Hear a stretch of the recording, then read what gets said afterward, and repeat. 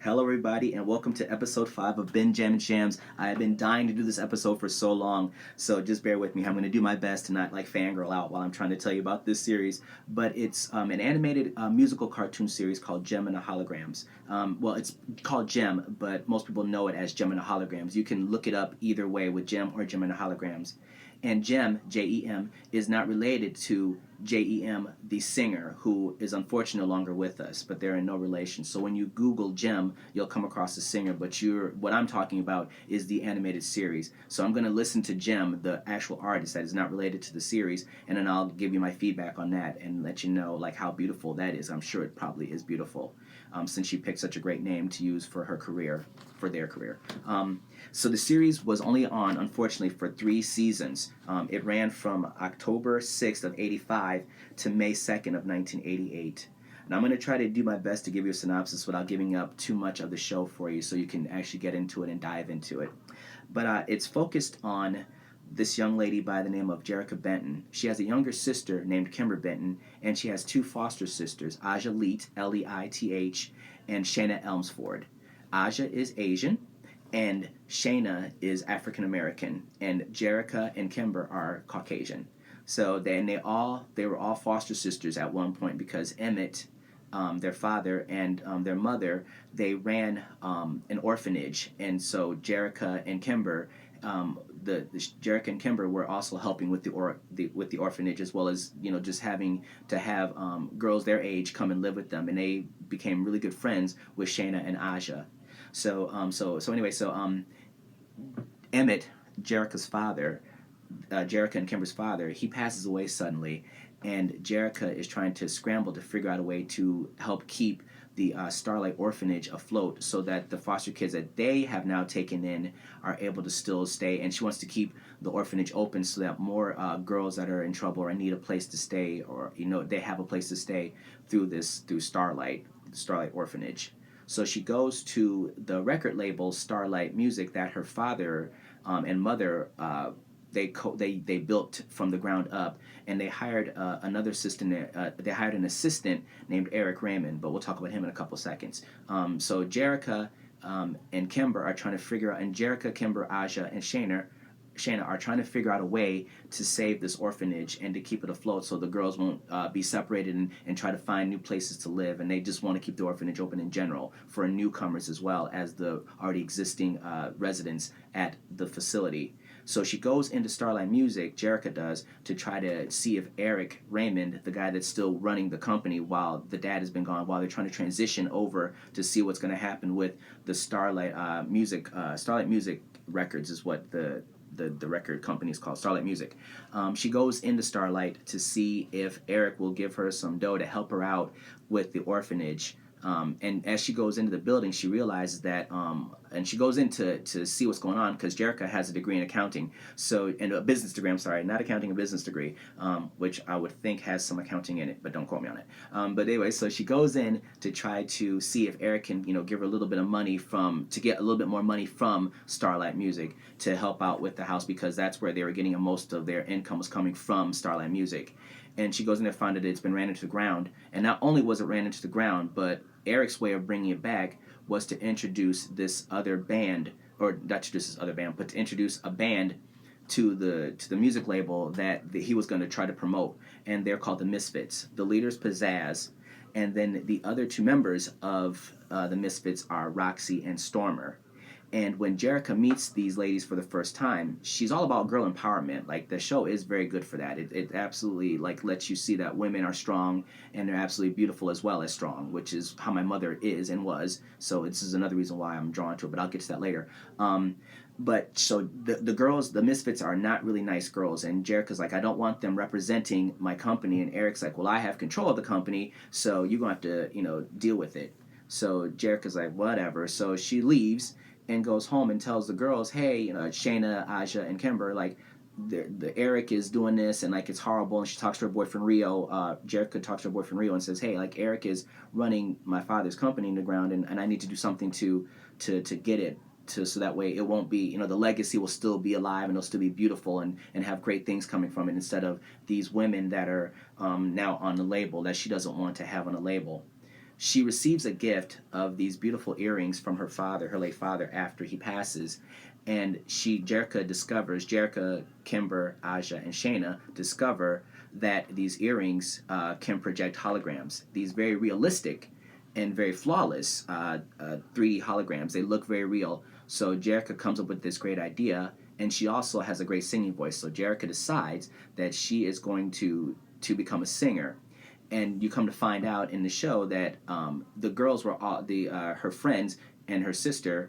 They all played instruments, and Kimber is actually a songwriter. So Kimber decides to write some songs, and Jerica uses the earrings with the earrings that have these holographic images to generate a whole different persona, so that nobody knows this is Jerica. And so the persona is this beautiful, big-haired, pink-haired, beautiful woman named Jem, Jem, and the rest of the group is called the Holograms, and nobody really is catching on except for the girls in the band, which I love that. So it's like an undercover thing that you have to be on the inside to understand the reason why the group is named this way. So it's absolutely beautiful in that aspect. So they go out and they compete to they go out to this battle of the bands, and Eric says, well, hey, if you think that your band is so great, let's have a battle of the bands, another battle of the bands, where you and those holograms go up against my girls, the Misfits. And if your girls, the Misfits, wins, then you can have Starlight Music. And if you don't, then you're going to have to be kicking rocks, sister. So I won't tell you how it ends up, but it's pretty cool. Like the whole premise of that, the first episode is like that, and you find out that the holograms, the holographic images are helped generated by a master computer called Synergy. And Synergy comes out from the computer as well as a holographic image that Jerica can actually see and speak to. And Synergy tries to help her out because the father, Emmett, created, he's the mechanical wizard, he's an electronics wizard, so he was like a producer at the company as well. So he came up and built this supercomputer called Synergy to project these holograms to make them more realistic. So the cast of this show is very, very awesome as well too. So I'm gonna give you like the best way I can tell you this is possible. So Jerica and Jem's speaking voices are voiced by a young lady by the name of Samantha Newark, and Jem's singing voice is sung by the very powerful Britta Phillips. Britta Phillips is a rock singer, actually, like Pat Benatar, but they're both, like Pat Benatar, are actually classically trained, and Britta Phillips' voice is absolutely outstanding. It's like Mariah Carey and Anita Baker, Christina Aguilera, Celine Dion caliber of singing. Britta Phillips sings. Her voice is absolutely outstanding. When you listen to it, even when I try to sing those songs, even to this day, I still can't hit half of those notes that Britta hits. Like, Britta is absolutely outstanding. So thank you, Britta, for loaning your voice to this show. Kimber and Aja's speaking voices are done by Kathy Ann Bloor. Kimber's singing voice is done by Florence Warner. Aja's singing voice is also by I think I said that. No, I did not. Her singing voice is by Kathy Ann Bloor. Shayna's speaking voice and singing voice are done by Cynthia McGee. Rio, Jerica's boyfriend, his speaking voice is done by Michael Sheehan. In season 2, Jem and the Holograms have to get another member because one of the other members from the band leaves. So they need to find a replacement, and the replacement is this beautiful woman by the name of Rhea Alonso, and she's a Latina. And Rhea's speaking and singing voices are done by Linda Dangsil. So please, if I pronounce your names incorrectly, please come back and let me know, and I will 100% make another video and correct that, because it's not cool to get your names wrong. I apologize in advance if I got your names wrong. Eric Raymond is voiced by the talented Charlie Adler. Pizzazz Gabor, her speaking voice is voiced by Patricia Alice Albrecht, and Pizzazz's singing voice is by Ellen Burnfield. So and in the Misfits also, Roxy is one of the Misfits. Roxy Pellegrini is her name, and her singing and speaking voice is done by Samantha Paris. Stormer Phillips. Stormer is another one of the Misfits, and Stormer's last name is Phillips. Stormer Phillips, her singing voice is done by Susan Blue, and her speaking voice is done by Susan Blue, and her singing voice is done by Lanny Graves. And then later on in season 2 as well, the Misfits decided they want to get another member added to the band to make more complex music and to basically outshine Gemini Holograms. So they have a new member, and her name is Jetta Burns, and she's British. Her speaking and singing voice is done by Louise Dorsey. And then in season 3 of Gemini Holograms, they introduce another band called the Stingers.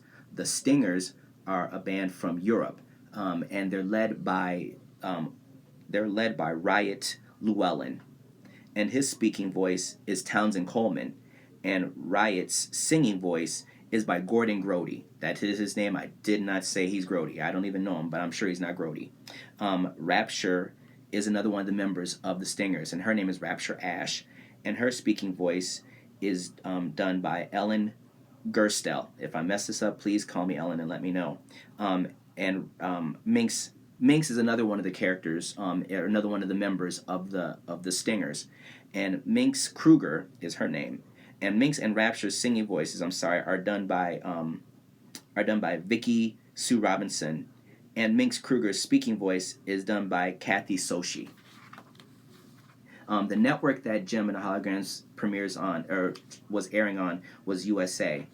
So a few fun facts about this TV series is that Riot's image, the way that he is, like the way his hair is done and the way he's dressed and performed with his shirt always open, Riot's it's rumored to be an homage to the Whitesnake singer, the lead singer of Whitesnake, which is an absolutely amazing group that I will definitely be covering in one of my other episodes of this series.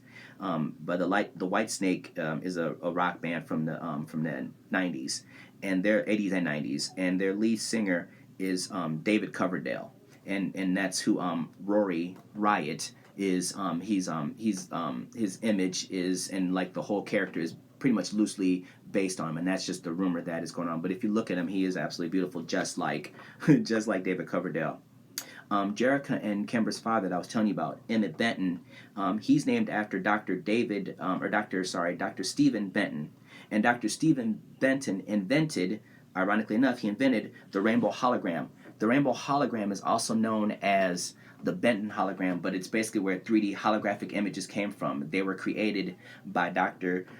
Stephen Benton. So they, and for the Polaroid Corporation, then Polaroid makes cameras. They did an Instamatic camera back in the day. They are the same people that do the Instamatic camera, but he was working at Polaroid when he came up with this absolute technology that we still use to this day in computers and 3D graphing and all that stuff.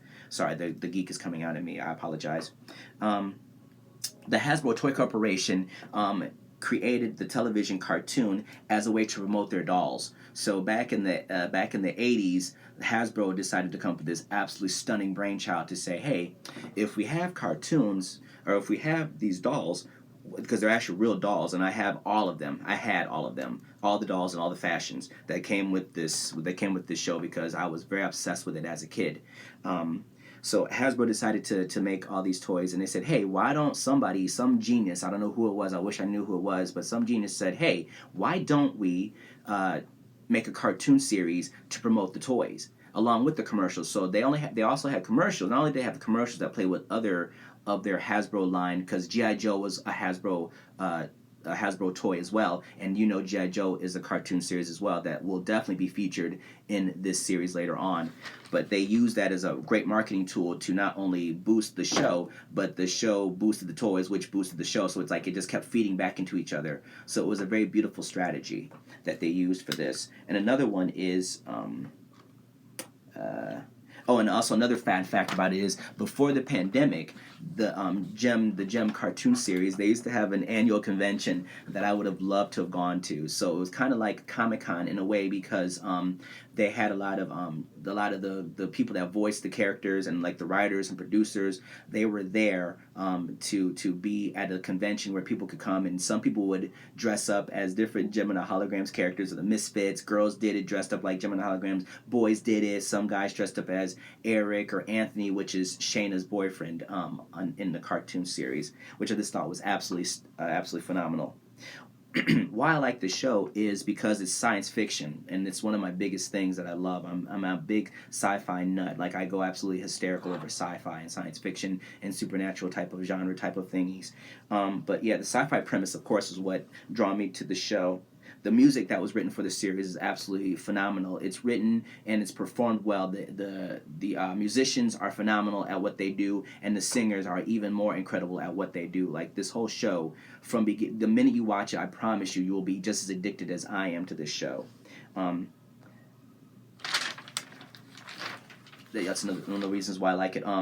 And when I was younger, my brother and my sister, they used to always just drop off their kids to me and just like leave, and then like I would be left with these children running around the house. So what I would do is like, well, my show is on, so I might as well watch the show. So I would record other episodes of Jem and the Holograms. I would put it on for my nieces and nephews, and I would sit them down in front of the TV and watch this show. And that way, it would be a way for me to watch them, and I would like sit back on the couch and I would watch them sit in front of the TV, and I'd watch Jem at the same time and sing along, and then they would come up on the couch with me and sing and pretend out the episodes and everything. It's just a very bonding moment that I have with my nieces and nephews to this show.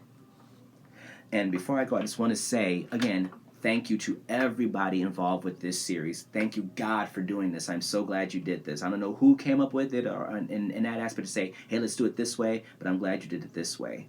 So thank you to all the producers, the musicians, the singers, the artists that drew this beautiful thing, the directors, the writers, the producers, everybody that came up with this. So if you like what you are hearing on my channel, just make sure to click like right here.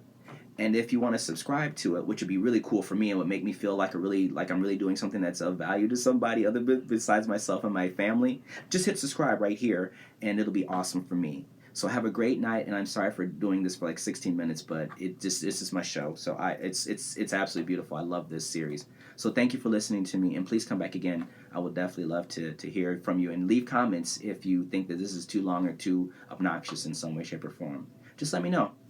I'll talk to you later.